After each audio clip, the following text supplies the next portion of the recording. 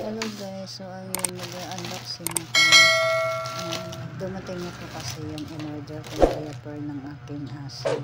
So kailangan ko siyang i-diaper kasi panay ang ulan, panay din po ang ihi niya. So kaya ayan, in-order ako ng 2 piraso, bali 12 pieces po ang laman ng bawat isa, so 24. So pang ano niya yan, pang 2 weeks na in-order ko po sa kanya. So large po yung binili ko kasi hindi na po kasya sa kanya ang small, medyo malaki na po siya. So ngayon idadiaper na po natin siya. So ayan, ini-sprayan ko po siya muna. Actually pang spray po yan sa balat, pero pang spray ko po yan sa balat ng aso. So ginagamit ko rin po siya bago po i-diaper, ini-sprayan ko po muna. So ayan na po, i-diaper na namin.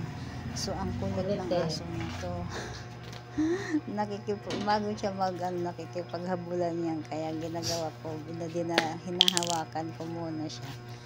Tingnan mo, ayaw niya magpa-diaper, nakikipaghilaan, kaya hinawakan ko yung buntot niya. Napakahirap, ang tamad ng aso na to. Pag dinadiaper, gusto niya yung nakahiga para siyang baby. Idadiaper mo, hihiga siya. Ang hirap nga i-diaper pag nakahiga, kaya pinipilit ko siya patayuin. So ayan, super kulit.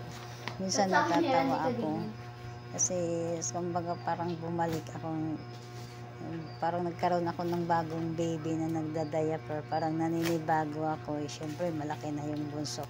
So hanggang dito na lang guys, thank you for watching.